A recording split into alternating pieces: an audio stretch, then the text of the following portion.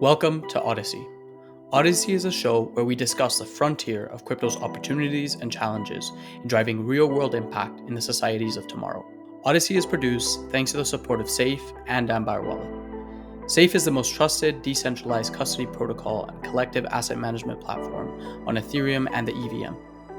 Ambire Wallet is an advanced smart wallet that utilizes account abstraction, acting as a gateway to Web3 applications and providing users with secure and effortless management of their digital assets. You'll hear more about them later on in the show. Let's get to it, friends.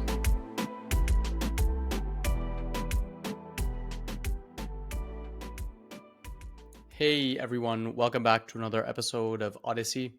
On this podcast, I have Evin McMullen, the co-founder and CEO of Disco. Disco is building out decentralized identity infrastructure and really going about it in a super fascinating way. So I loved having Evin on because I believe that identity is honestly one of the key pieces that will take crypto and this wider blockchain ecosystem into the real world. And as we continue to integrate our physical and digital worlds as well, it's incredibly important that our online identities aren't captured by individual platforms, and even worse, could potentially fall under the risk of surveillance through powerful actors as well. Throughout this conversation, we get to dive into Evin's whole trajectory and career, how she entered crypto, what she saw from a fundamental value perspective as well in the crypto ecosystem. We also discuss human-centered design and how Evin is leveraging this particular philosophy to build out a really wonderful and magical product with Disco. I hope you enjoyed this conversation. And without further ado, Evin McMullen. GM, Odyssey friends, thank you so much for having me. I'm really excited to be here today, so let's get into it. Awesome, Evin. Well, let's start off with a little bit of just like a rundown of who you are, what you're up to, and what Disco is. So my name is Evin. I'm the co-founder of Disco. You can always visit us at Disco.xyz for those following along at home. And I am really excited about a future where we don't fill out forms anymore, where we don't wait in lines. And instead of spending a whole bunch of time onboarding, we just get on with our adventures. So at Disco, we provide what we like to call your data backpack. Your ability to own and control things, like your preferences, things that other people say about you, information about you that can help personalize your experiences. We like to say that the metaverse should be your ability to show up in any digital or physical environment and enjoy a personalized experience based on the parts of yourself that you choose to share. So our metaverse involves consent. It involves the ability to express yourself with more than financial data, which is all we can do on blockchains right now. And it involves interoperable experiences where you are able to do the things that you want to do as a human being without having to worry about which underlying protocol you're interacting with or what token mechanism and bridging you might need to engage. Amazing. And you've just sort of put a lot at us, and we're going to break everything down here, and really excited to sort of explore all these different themes. But before diving into all of that, I'd love to start with just sort of the basics. Who is Evin? How did you get to working on Disco? And what does that whole trajectory look like for you? For sure. So I grew up in a little town in Ohio. And when I went to college, I had this incredible professor who, rather than having us, do problem sets or read hefty textbooks, instead invited entrepreneurs to come speak to our class and tell us about what they were working on and the projects they thought were interesting. So these people included Alexis Ohanian back when he was working on a project called Hipmunk that was a travel search platform. A guy named Chris Poole, who some people know as Moot, who started 4chan. People like Jonathan Zittrain, who's an incredible professor at the Berkman Klein Center at Harvard, and whose book, The Future of the Internet and How to Stop It, I think should be required reading for everyone in Web3.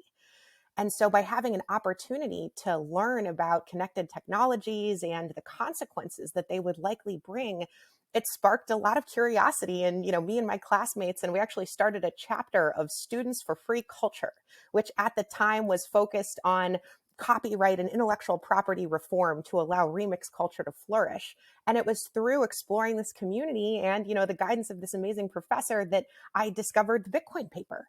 And so, around that time, we were observing nations like Tunisia, limiting internet access to their citizens and Bluetooth-based censorship-resistant communication networks popping up in their place. And so as we studied these things in the classroom, it became clear to me, this Bitcoin thing could have legs, because if you can create an identity and someone else can create another identity, and the two of you can communicate without having to ask anyone for permission, without having to go through an authority and, sign on based on your qualifications. That seemed like just about the most, feminist thing I could imagine.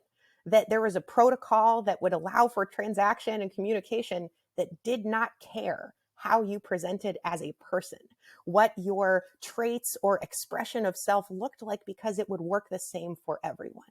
Now, this neutrality of technology has, long been true. Of course, wheels work the same for everyone too, but I had never seen something that looked like an information exchange or a financial tool that did not carry the same inherent biases that we know to be true in our existing systems. And so that's what started to capture my imagination. The idea that, our identities can be controlled in different ways than simply being rented from the applications where we use them. So what I mean by that is, you don't own your Twitter handle. You rent it from Twitter. You borrow it from them to use it in their playground. And they allow you to use it in some other places too.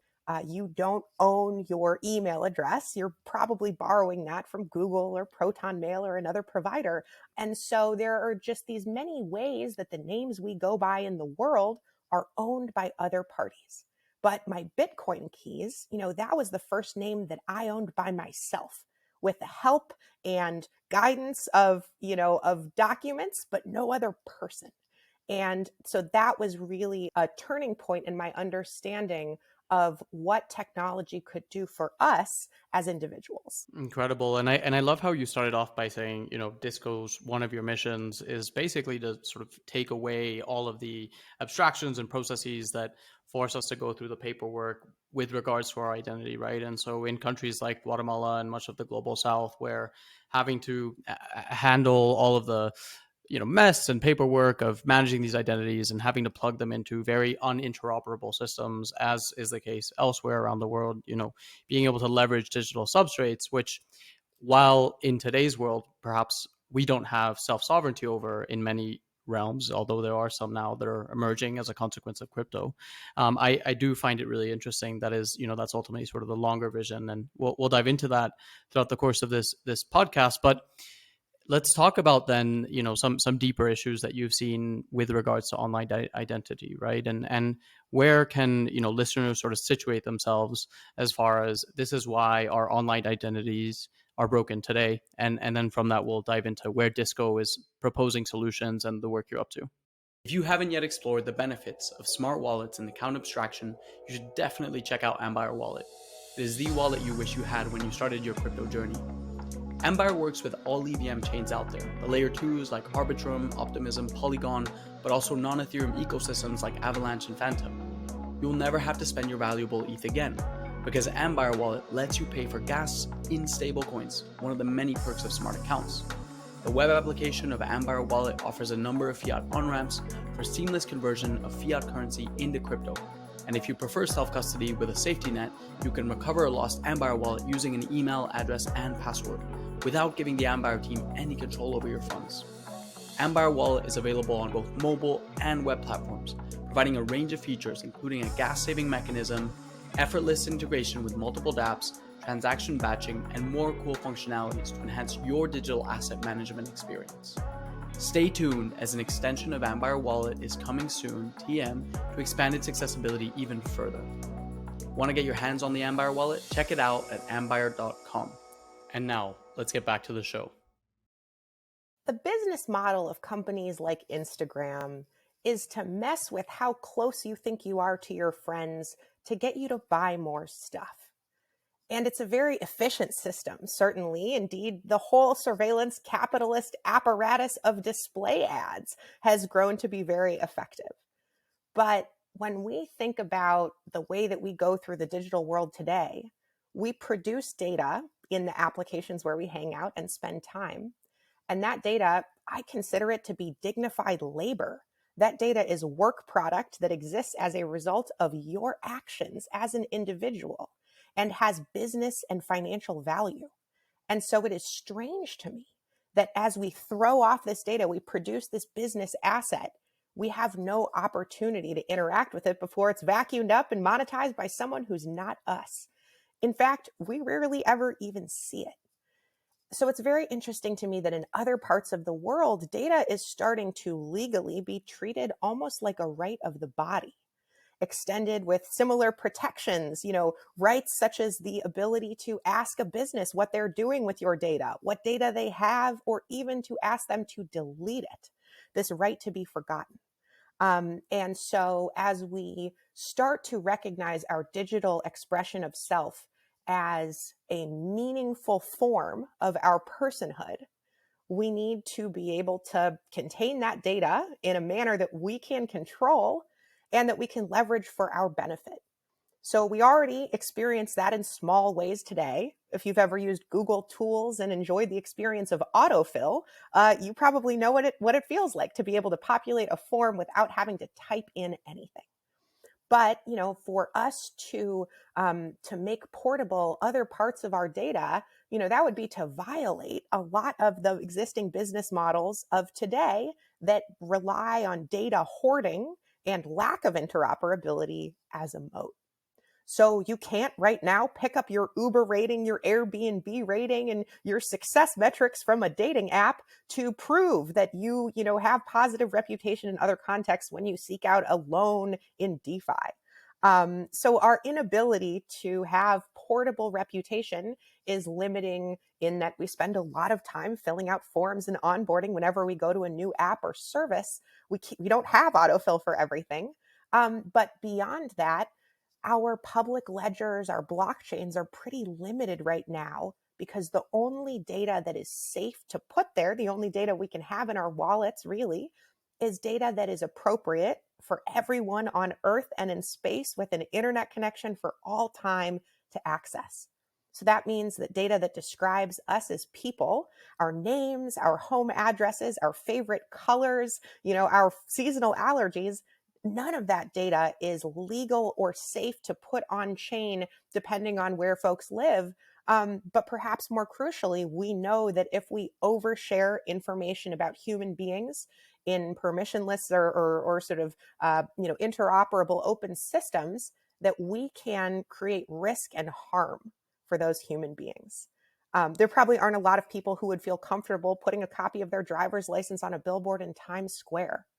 And so when folks talk about driver's licenses on the blockchain, that gives me pause because a blockchain is more public. Indeed, it might be the most public form of sharing data that we've ever created as a civilization. So we have on either side, these two different sort of dynamics that are emerging in our digital lives. We have the data extraction, surveillance capitalism, and at the same time, many of us who are big believers and supporters of leveraging distributed ledgers and cryptographic systems, we're sort of seeing this conundrum emerge whereby we're hitting what I feel to be some sort of limits. And I think it's been a conversation. Reputation has been something that's been talked about recently over the course of the last year, perhaps because we're, just now really coming to deeply think about what are the applications and not just think about, but actually build solutions that leverage a lot of reputation, right? Obviously, digital identities and reputation have been a work of many, many decades. But at this point, it's really thinking of where does crypto and Web3 perhaps sort of fit into this equation too, right? And that's where Disco comes in. So give us sort of the overview of where you are sort of piecing these two worlds together and sort of the high level overview of what you're up to with Disco. So blockchains were built to communicate between computers, but we're human beings. And so at Disco, we think of the atomic unit of Web3 as a person. A person can have multiple addresses, they can use social handles, they can have websites. They might not necessarily use the same public identifier for everything. And so it's important for us to, in a very literal Disco way, realize that every person is the multifaceted center of their own party, and they should be able to reflect their data and their identity to the world however they decide. So by centering on people at Disco, what we enable you to do is if you have a Web3 wallet, such as MetaMask, we give some additional superpowers to that wallet. Now, why do we need some additional superpowers? Because a wallet can only contain public financial information, as we were discussing. So if I only know your wallet address, your public key. The only thing I know about you is how much money you have. Right now, you are just a pile of tokens to me, and I am just a pile of tokens to you if we only know each other's addresses. And so the only type of coordination that we can do together, if the only information we have are our keys, is we can spend money together, we can pool capital, we could buy assets such as NFTs together. We could participate in DeFi interactions together, but all of those are very limited types of coordination games. We don't have enough information about each other to write a newsletter, to plan a party, or to build a product. Because if we only know how much money everyone else has, right, that's not enough to be able to coordinate around for these more complex interactions. So at Disco, we are excited to allow your wallet keys that you use to own and control your tokens to own and control pieces of data written about you, statements that you write about yourself, your preferences, your t-shirt size, your favorite color, as well as statements that other people write about you, your memberships in organizations, praise from colleagues or teammates, or proof that you've participated in or contributed to various activities. So giving your wallet the ability to own non-transferable consent first data. And here we can break that down in a quick second. But this basically introduces a new form of expression, right? We are already really good at saying things that are public and permanent because we can put them on a blockchain. But if we want to use our keys in a way where we can handle data that is only associated with us when we consent, when we say, yes, I want that to be associated with me. We can handle data that is street legal and safe as a container for data that shouldn't get shared with everyone. So data that's about us, and for data that needs to change and evolve like we do because we're human beings and our identities aren't fixed and public and permanent. I bet your listeners probably wouldn't want to apply to every future job for the rest of their lives with their 2008 MySpace profile. We evolve as humans and we gain new traits and capabilities. And so our keys should have the capacity to reflect that. So for all of our on-chain public persistence that we're already really good at, Disco brings to the party a new container for data to sit alongside tokens that can expire or be revoked, that doesn't involve any gas fees, so can be issued for free, can be written by or issued by more than 150 different kinds of keys and read or resolved and relied upon by anyone with an internet connection. These credentials are these pieces of data are statements written about you. So once they're written about you, they're always written about you like a diploma. So no one else could take that statement and use it instead of you. So by having this sort of non-transferable, consent-first, off-chain, interoperable form, we're introducing a new capability, a new game piece into Web3. So we have all these different forms of interaction, not just what's on chain. Amazing. I mean, I have to say my 2008 MySpace profile was pretty lit. So I wouldn't be surprised if I did get some job offers through that. So you mentioned the word consent here, right? And I know there's a fundamental sort of challenge here as far as public, open, distributed ledgers with regards to the assets that flow in specifically, right? And sort of what is described to us on chain, right? So give us the where the consent piece really plays a crucial role with regards to our identity. Absolutely. So if I know let's say your Ethereum public key, your public address, I know your wallet address or maybe your ENS address, that means that I can send you anything that I want on that blockchain. I can map any token ID to your public key that I would like, and I don't have to ask for your permission. Sometimes we welcome these gifts of tokens that were unexpected, and we call them airdrops. And sometimes we think of them in an unwanted way and we call them bullying. But if you're just looking at the blockchain, sometimes it's kind of hard to tell whether an asset in someone's wallet mapped to their public key was wanted or unwanted. Was it gifted to them? Did they steal it? Did they earn it? Did they buy it? Did they transfer it from another wallet they also own? So those context clues can become difficult to understand. Additionally, in a trend that we're seeing is that brands and parties will airdrop or send tokens unsolicited to different people, maybe based on tokens they already have or other interactions. So the more that your public key, your wallet, gets used like a junk mail slot where anyone can send what they would like to you, the lower assurance your wallet becomes as a good picture of your taste and preferences, because you are not necessarily curating all those contents. Some of them are being stuck to you without your participation. So it's really important for us to contemplate, what do we want out of an identity?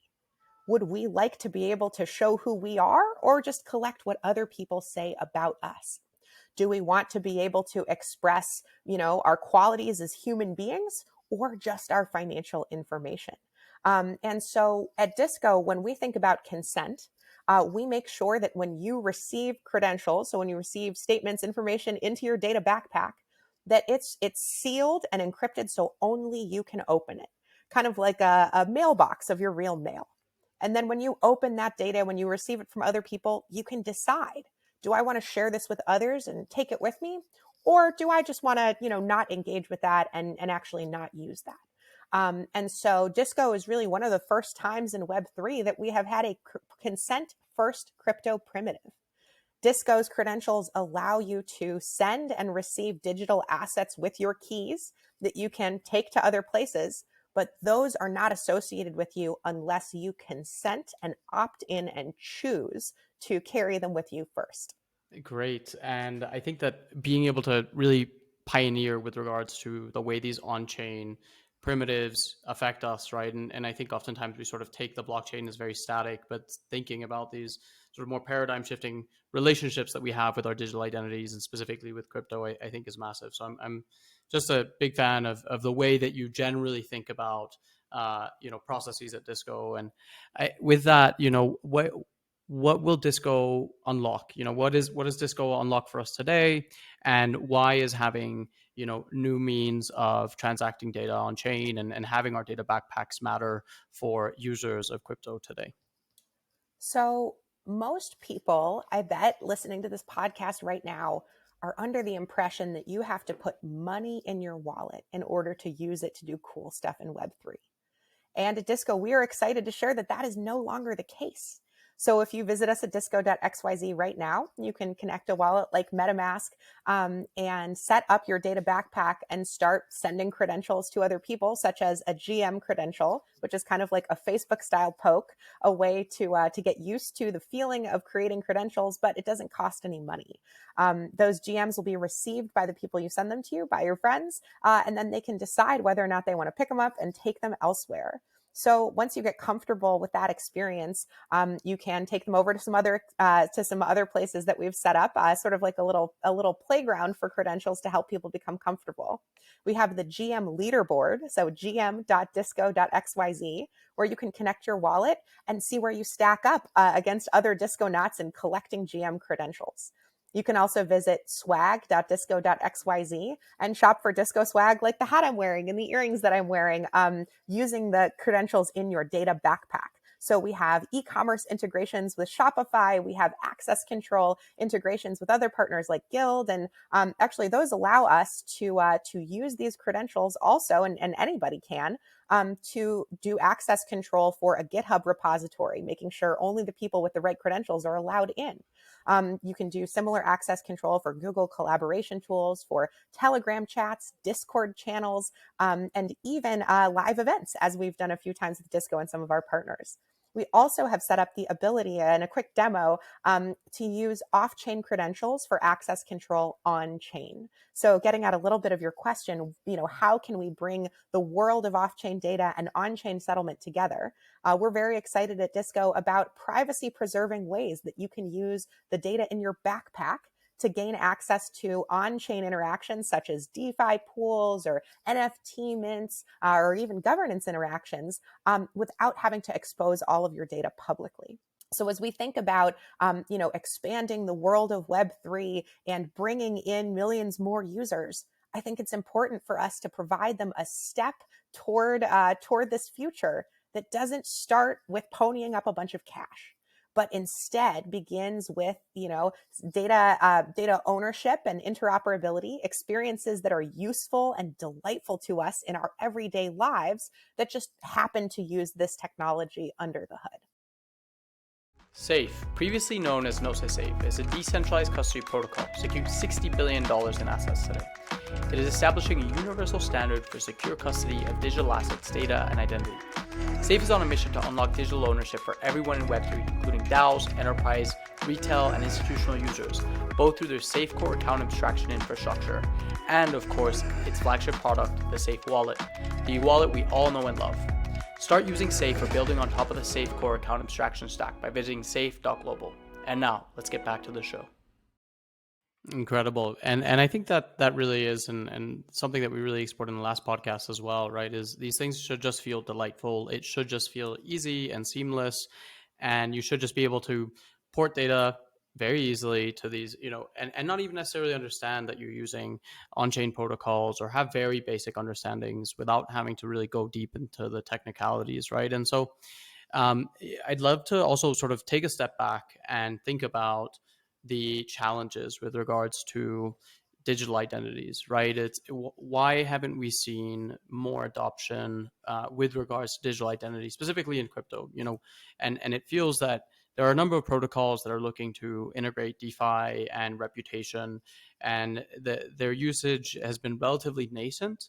But I'm curious to see like that frontier and where can we see more interoperability, more composability with other protocols on chain, and what role Disco hopes to play as these integrations continue to happen and expand.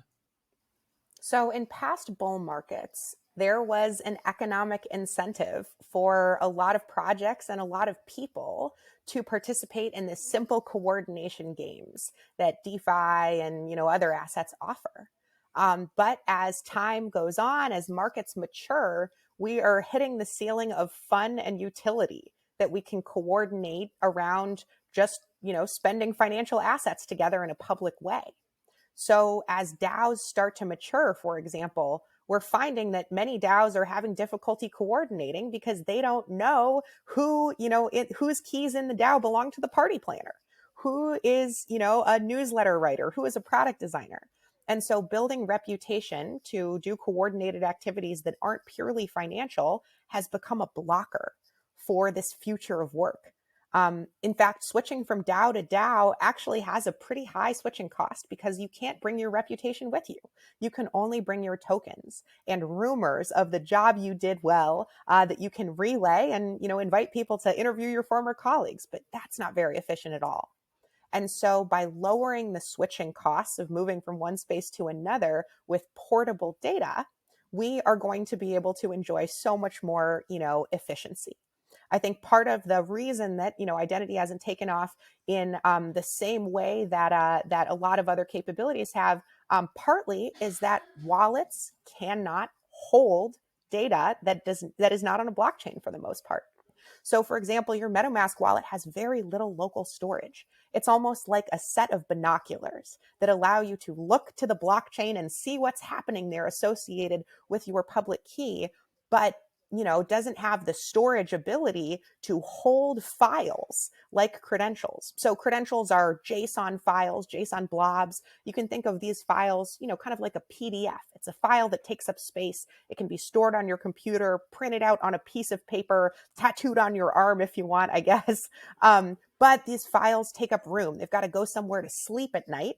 That means someone's got to pay for the real estate of their storage, and our wallets don't have enough room in their storage to hold these credentials. And so by sort of adding on the ability to use your wallet keys, your existing keys, to control control data that lives somewhere else but is visible to you on a screen, this allows us to have similar portability where we can connect our wallet to different apps and not only do our tokens, but also our credentials, the data written about us, can populate, can inform our experience, can set the app to light or dark mode per our preference. Great. And so let's take, you mentioned, right, functionally, Disco is taking this sort of Web 2.5 model, right, where we can still relate and engage with our verifiable credentials that aren't necessarily on chain, and leverage them, in whatever capacity we deem to be fit, right? And that's what I think is super exciting, and I think gets into this question of, all right, what does Disco's sort of long-term vision look like? Where do you see yourselves heading if things are maximally successful over the course of the next 10 years? So let's imagine ourselves a few years from now, maybe 10's a little far in the future, maybe like 2 or 3, we're hanging out on our couches at home and we receive an invitation to the Disco at the Louvre in Paris.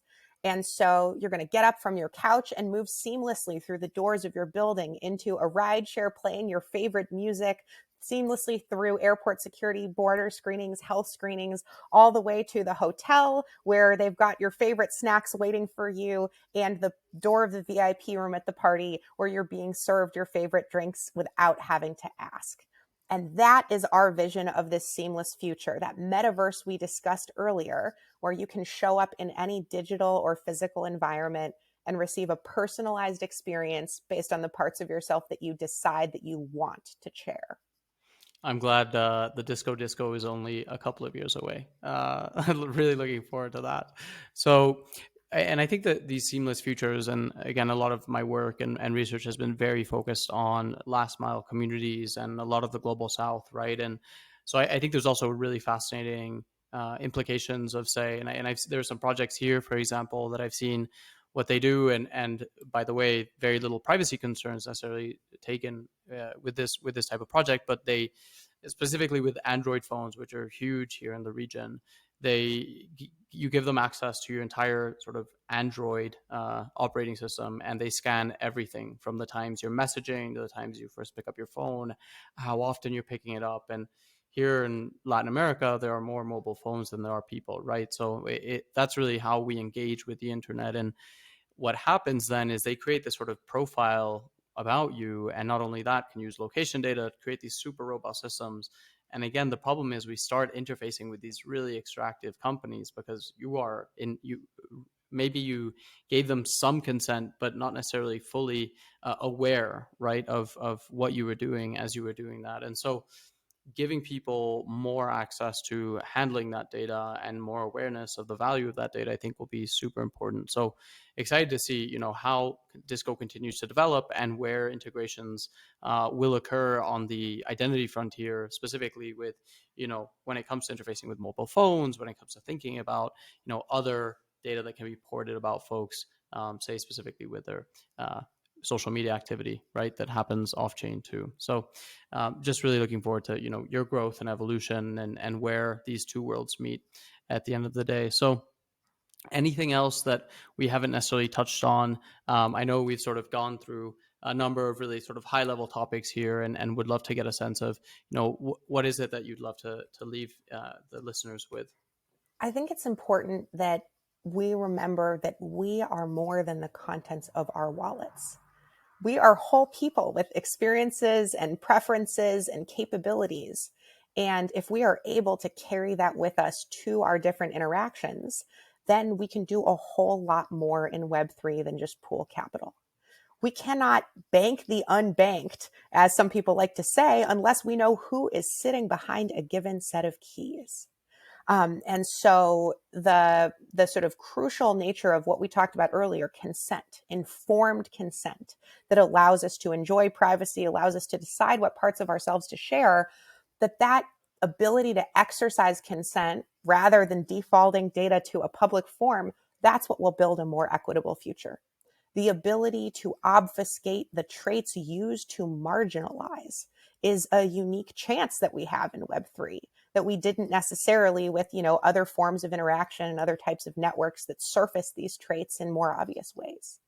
And so the sort of the core philosophies of the cypherpunk movement, they feel quaint in the distance, but we have an opportunity to explore them in a very real way today. And so when it comes to sort of safety and security, when it comes to, building a legal and human respecting way forward, we need to center ourselves at the human beings who we are coordinating amongst. And that means, contemplating their sort of sovereignty, not just as a font of data for us to monetize, but, as an entity that we are likely going to have to respect from a legal perspective in the very near future, if not already. So, when it comes to Web3, it's not just about what's on a blockchain. It is the universe of possibility unlocked with private keys and public ledgers, where what you can see on chain is a great tip of the iceberg. But in the same way that your money is only a part of you, your wallet's only a small part of all the stuff you need for all of your adventures through the world. We're excited about data backpacks empowering that full expression of self so that we can do all the decentralized things, not just pool capital. Absolutely. And just to end things off, I mean, you've repeatedly throughout this podcast mentioned the importance of human-centered and people-centered design.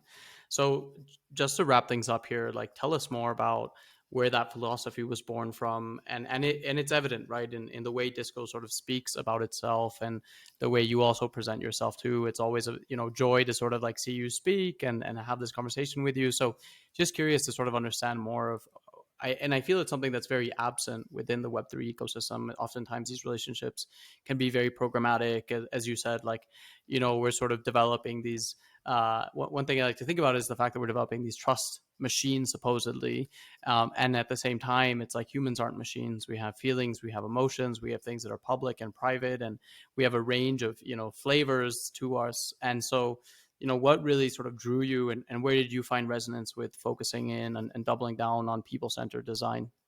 In sort of the formative years of my career, I worked in, disciplined human-centered design practice with a German team focused on connected hardware.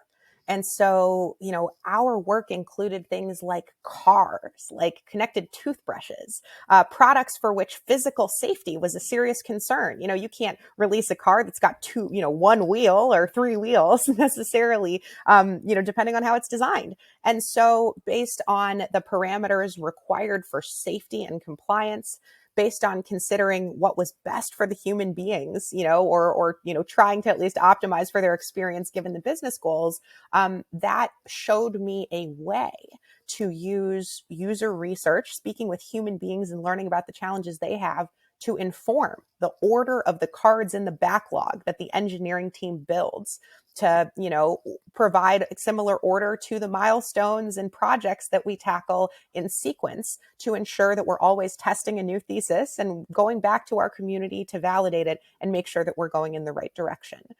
Because it is not useful for us to build beautiful and interesting tools if no one knows how to use them or if they do not alleviate friction and add joy.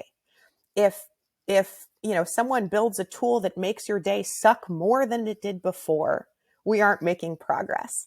And so we find that a simple way to ensure that we are in the right direction is to simply talk to human beings, to frequently take into account their feedback, and to ensure that we are building for those human coordination tools for human beings to use, whether it's our web app, API, SDK, documentations, or other experiences. Amazing. And I love how you've been able to sort of like take this very, yeah, again, the human centered design approach that you took from the hardware manufacturing and bring it all the way into this space that I think direly needs more human centered conversations, right? And thinking about how do we make these experiences suck less that theoretically could. And we've got a lot of sort of technological innovation that is, I think, now focusing in on that. We've solved a lot of scalability issues and we're now really sort of centering in on, all right, if we want to reach mass adoption, there are some serious user experience issues that we need to tackle. And so, personally, I'm just really looking forward to seeing that flourish and continuing to see more adoption roll through as a consequence of that. So great, Evan. Where can people find you? Where can they find Disco? And what sort of action would you encourage the listeners to take? So I am so excited to welcome everybody to the Disco. If you want to set up your very own data backpack, we recommend right now it's best enjoyed on desktop with Chrome and MetaMask. Just visit us at Disco.xyz.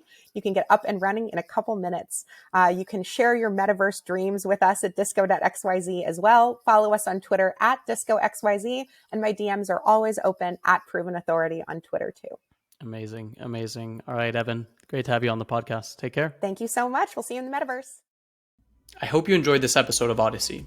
And thank you for joining us on our collective journey as we look to explore where crypto has the opportunity to drive real-world impact in the societies of tomorrow.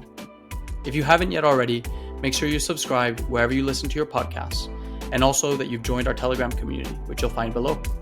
I'll see you on the next one.